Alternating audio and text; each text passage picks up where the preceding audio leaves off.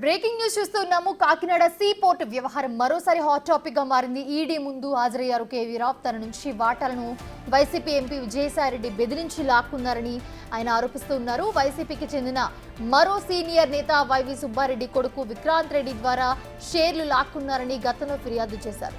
దీనిపై ఫోకస్ చేసిన enforcement directorate విజయసాయిరెడ్డిని విచారణ చేసింది. ఇవాళ కేవీ రావును పిలిపించింది.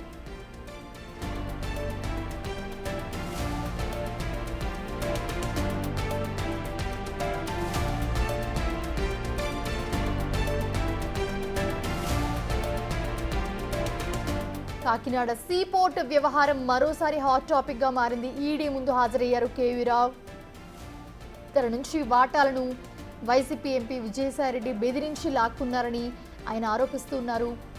వైసీపీకి చెందిన మరో సీనియర్ నేత వైవి సుబ్బారెడ్డి కొడుకు విక్రాంత్ రెడ్డి ద్వారా షేర్లు లాక్కున్నారని గతంలో ఫిర్యాదు చేశారు. దీనిపై ఫోకస్ చేసిన ఎన్ఫోర్స్మెంట్ డైరెక్టరేట్ విజయసాయిరెడ్డిని విచారణ చేసింది. ఇవాళ కేవీ రావును పిలిపించింది.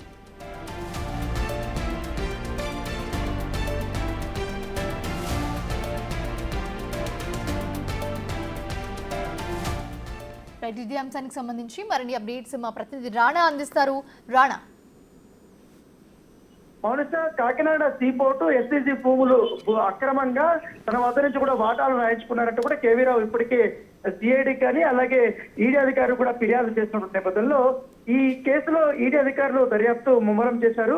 ముఖ్యంగా కేవీ రావు చెప్తున్నట్టుగా దాదాపు 2,904 కోట్ల రూపాయలు విలువ చేసేటువంటి ఆ భూములు కేవలం అతి తక్కువ 1,200 కోట్ల రూపాయల వరకే వాళ్ళు తీసుకున్నారని చెప్పారు. దాంతో పాటు మరికొన్ని 1,500 కోట్ల రూపాయలు విలువ చేసే అంత ఎస్టీజీ భూములు ఏవైతున్నాయో ఆ భూములు కూడా కేవలం 12 కోట్ల రూపాయల వరకే వీళ్ళు అక్రమంగా నా వద్ద నుంచి లాగేస్తున్నారు. ఈ ప్రాసెస్ లో వాళ్ళు నా పైన గన్ను పెట్టి మరి బెదిరించి మరి తన వాటాలు రాయించుకున్నారు. నేను విజయసాయిరెడ్డి నాకు ఒక రోజు ఫోన్ చేసి విజయసాయిరెడ్డి విక్రాంత్ రెడ్డి వస్తాడు, విక్రాంత్ రెడ్డితో నువ్వు మాట్లాడుకుని వాళ్ళతో సెటిల్ చేసుకోని చెప్పాడు. దానితో పాటు ఈ వ్యవహారం కాకినాడ సీ పోర్ట్ వ్యవహారంలో 694 కోట్ల రూపాయల వరకు కూడా నువ్వు ప్రభుత్వానికి పన్ను ఎగరగొట్టావు కాబట్టి నీ పైన విజిలెన్స్ ఎంక్వైరీ కూడా మేము చేస్తామనేసి అప్పట్లో బెదిరించారు. అక్రమ ఆడిటింగ్ చేసి నా పైన ఈ రకమైనటువంటి అభియోగాలు వేశారు. కేసులు నమోదు చేసి నిన్ను అన్ని రకాలుగా ఇబ్బంది పెడతామని చెప్పారు. నకిలీ ఆడిటింగ్ చేసి 694 రూపాయలు నేను బకాయి ఉన్నట్టుగా వాళ్ళు చెప్పిన పరిస్థితి కనపడుతుంది.